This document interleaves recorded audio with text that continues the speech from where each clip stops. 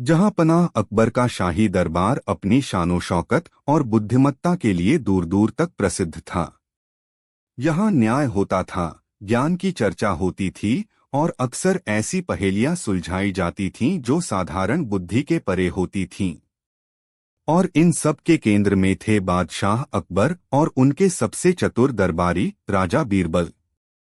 बीरबल की बुद्धिमत्ता की गाथाएं पूरे साम्राज्य में कहीं सुनी जाती थीं और जहां पनाह उन पर गहरा विश्वास रखते थे, खासकर तब जब कोई ऐसी समस्या आ खड़ी होती थी जिसका समाधान किसी और के पास नहीं होता था। कई दिन और रातें शांति से बीत रही थीं। आगरा शहर, जो मुगल साम्राज्य की राजधानी था, दिन में अपनी चहल पहल, बाजारों की रौनक और कारीगरों की मेहनत से गुलजार रहता था, और रात में शाही पहरेदारों की गश्त और घरों की दबी हुई आवाजों के साथ सुकून की चादर ओढ़ लेता था। लेकिन यह शांति ज्यादा दिनों तक टिकने वाली नहीं थी। धीरे धीरे लोगों के बीच एक अजीब सी फुसफुसाहट शुरू हुई। पहले यह फुसफुसाहट कुछ खास लोगों तक सीमित थी, फिर यह पूरे शहर में फैल गई।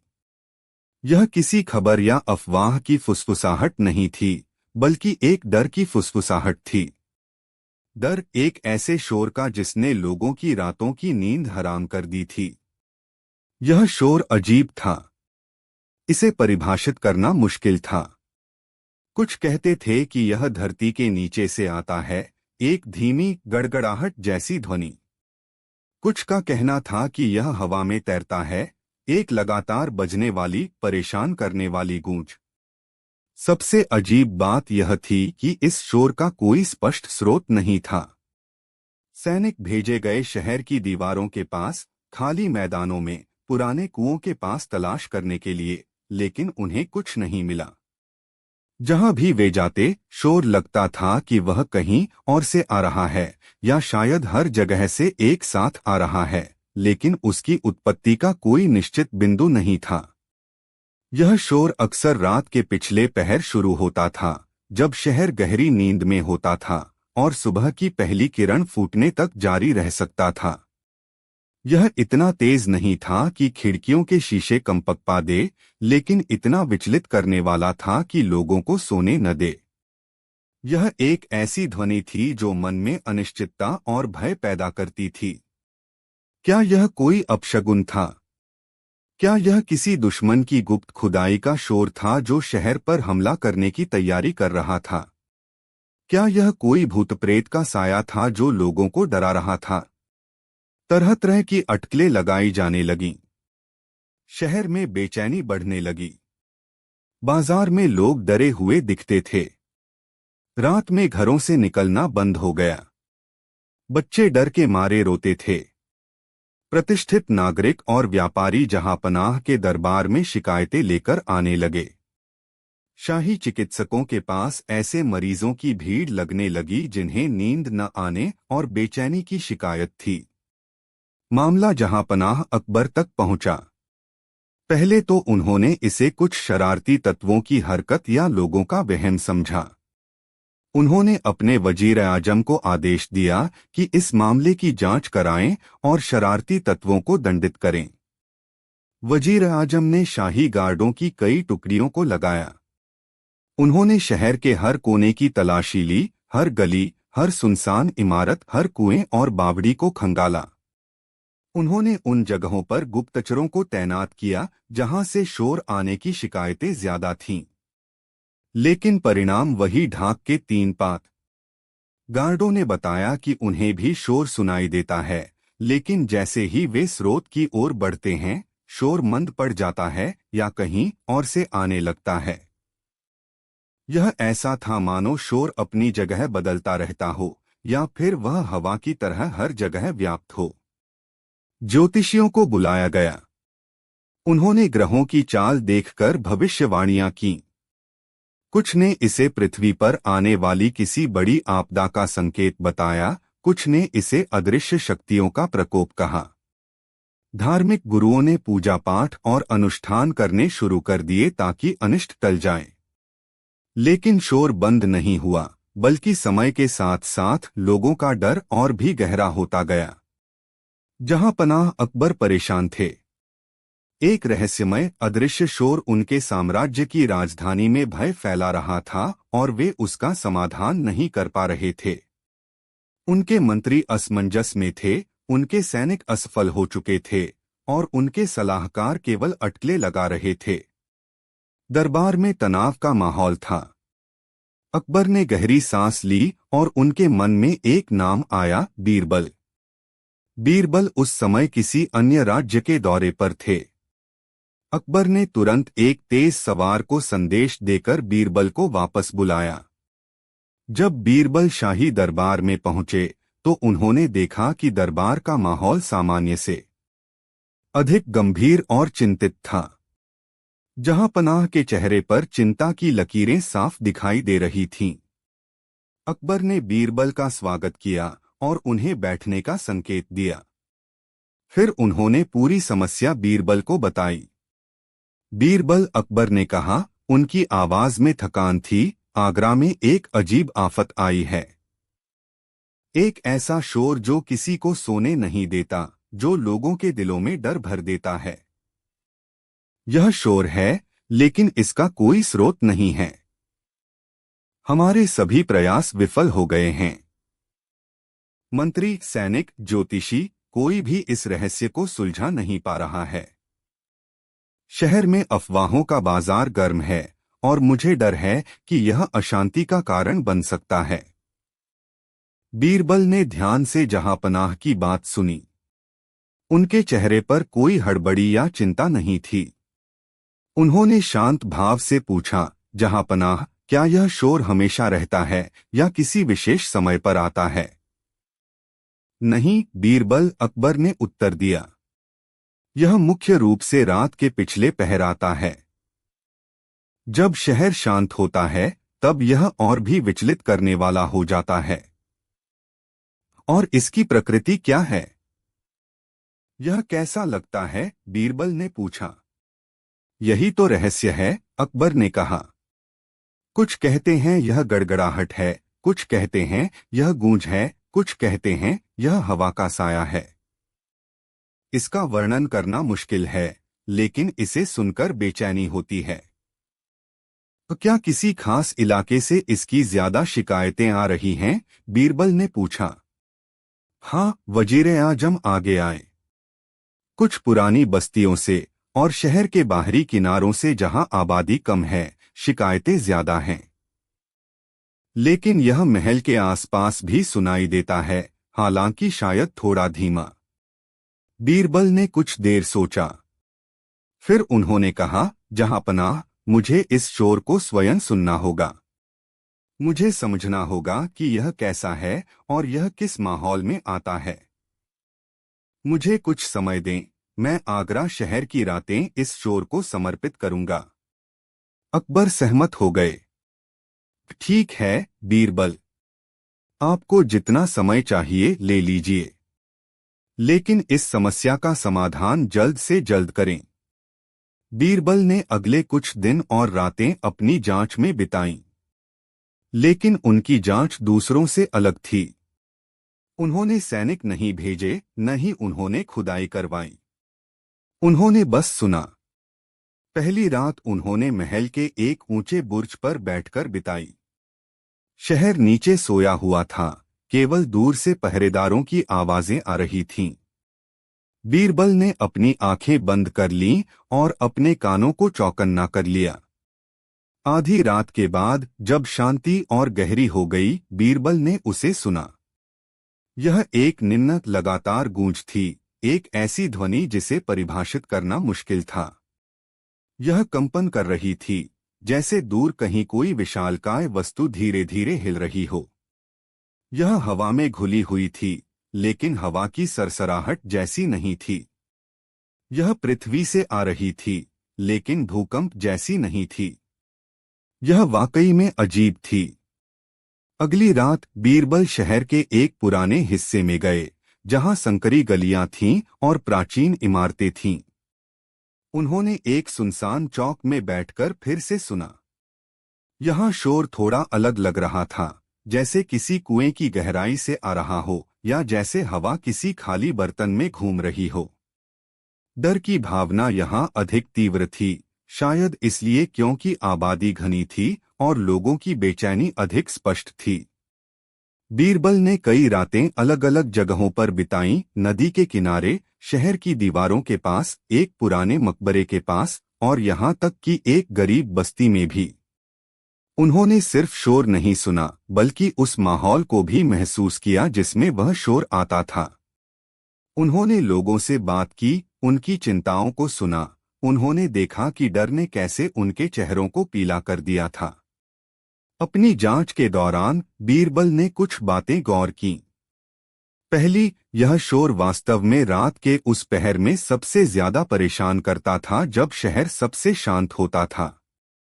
दिन के शोरगुल में यह शायद मौजूद होता, लेकिन सुनाई नहीं देता था। दूसरी, यह शोर पूरी तरह से स्थिर नहीं था। इसकी तीव्रता कभी बढ़ती, कभी घटती।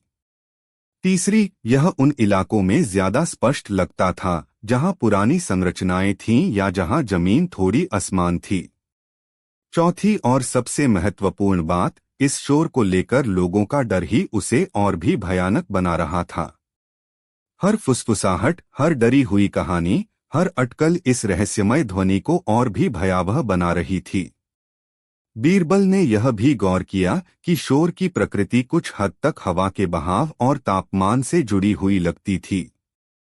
जब हवा शांत और ठंडी होती तो शोर ज्यादा साफ सुनाई देता। कई रातों और दिनों के गहन अवलोकन और चिंतन के बाद बीरबल जहांपनाह अकबर के दरबार में वापस लौटे। दरबार पहले की तरह ही तनावपूर्ण था। वजीर आजम और अन्य मंत्री अपनी असफलताओं के कारण लज्जित दिख रहे थे। बीरबल अकबर ने उत्सुकता से पूछा, क्या आपको उस रहस्यमय शोर का स्रोत मिला? बीरबल ने सिर झुकाकर सम्मान प्रकट किया और शांत भाव से उत्तर दिया, जहांपनाह, मुझे वह शोर सुनाई दिया है और मैंने समझने का प्रयास किया है कि वह कहीं से क्यों नहीं आता। दरबार में सभी की निगाहें बीरबल पर टिक गईं। वे जानने के लिए उत्सुक थे कि बीरबल ने क्या पाया है। बताओ बीरबल, क्या यह किसी दुश्मन की साजिश है? क्या यह कोई प्राकृतिक आपदा का संकेत है? अकबर ने पूछा। बीरबल मुस्कुराए। नहीं जहांपनाह, यह किसी दुश्मन की साजिश नहीं है और न ही यह किसी बड़ी आपदा का संकेत है। तो फिर यह क्या है? अकबर और भी उत्सुक हो गए। बीरबल ने समझाना शुरू किया। जहांपनाह, यह शोर वास्तव में कहीं से नहीं आता है, इस अर्थ में कि इसका कोई एक विशिष्ट बिंदु स्रोत नहीं है जिसे खोदकर या तोड़कर खत्म किया जा सके। दरबारी आपस में फुसफुसाए। अगर स्रोत नहीं है तो यह क्या पहेली है? बीरबल ने आगे कहा, यह शोर हमारी महानगरी आगरा की अपनी एक ध्वनि है। यह एक ऐसा शोर है जो हमेशा से मौजूद रहा होगा, लेकिन हमने शायद ही कभी इस पर ध्यान दिया हो। रात के शांत समय में, जब दिन का शोर थम जाता है और जब हवाएं एक खास तरीके से चलती हैं, तब यह शोर स्पष्ट हो जाता है। उन्होंने समझाया, आगरा एक प्राचीन शहर है। इसकी नींव के नीचे और इसकी पुरानी इमारतों की संरचनाओं में हवा के बहने और शायद भूमिगत जल धाराओं के प्रवाह के लिए अनगिनत मार्ग और खाली जगहें हैं। जब रात में हवा ठंडी होती है और शहर शांत होता है, तो हवा इन भूमिगत या संरचनात्मक मार्गों से गुजरती है। यह गुजरती हुई हवा या कभी-कभी भूमिगत पानी की धीमी गति एक निम्न आवृत्ति वाली गूंज पैदा करती है। यह गूंज दीवारों से टकराती है, गलियों में घूमती है और शहर की पूरी संरचना एक विशाल अनुनादक रेजोनेटर की तरह काम करती है। यह ध्वनि फैल जाती है और क्योंकि यह इतने सारे बिंदुओं से एक साथ और अलग अलग तरीकों से परावर्तित और विस्तारित होती है, यह ऐसा लगता है जैसे इसका कोई एक स्रोत नहीं है, बल्कि यह हर जगह से एक साथ आ रही है। यह ऐसा है, बीरबल ने एक उदाहरण देते हुए कहा, जैसे अगर आप एक खाली बर्तन में फूंक मारें तो एक गूंज पैदा होती है। आगरा शहर रात के शांत समय में उस विशाल बर्तन की तरह हो जाता है। दरबारी ध्यान से सुन रहे थे, उनके चेहरे पर अविश्वास और आश्चर्य का मिश्रण था। लेकिन बीरबल वजीर-ए-आजम ने कहा, अगर यह हमेशा से है तो अब ही इतना परेशान क्यों कर रहा है? बीरबल ने यही बात स्पष्ट की। यही इसका दूसरा पहलू है वजीर साहब, और यह अधिक महत्वपूर्ण है।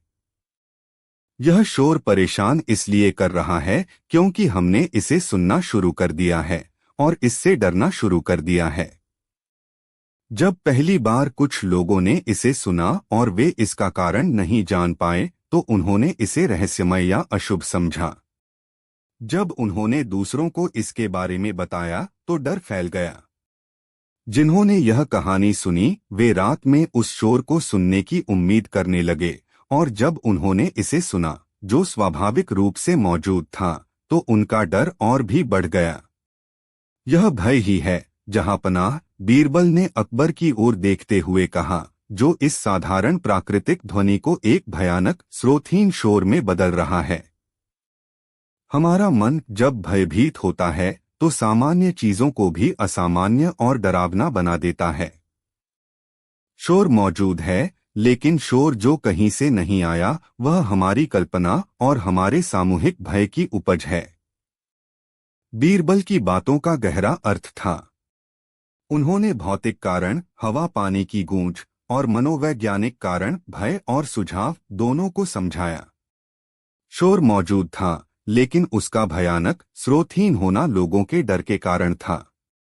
तो तुम कह रहे हो कि यह सिर्फ हवा और पानी की आवाज है जिसे लोग डर के मारे भूत प्रेत का शोर समझ रहे हैं?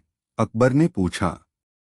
जी हाँ जहांपनाह, बीरबल ने पुष्टि की। यह एक प्राकृतिक ध्वनि है जिसे लोगों के भय ने बढ़ा दिया है। यह कोई खतरे का संकेत नहीं है, बल्कि हमारी अपनी अनिश्चितता का प्रतिबिंब है। अकबर ने कुछ देर सोचा। बीरबल का स्पष्टीकरण सरल था, फिर भी गहरा था।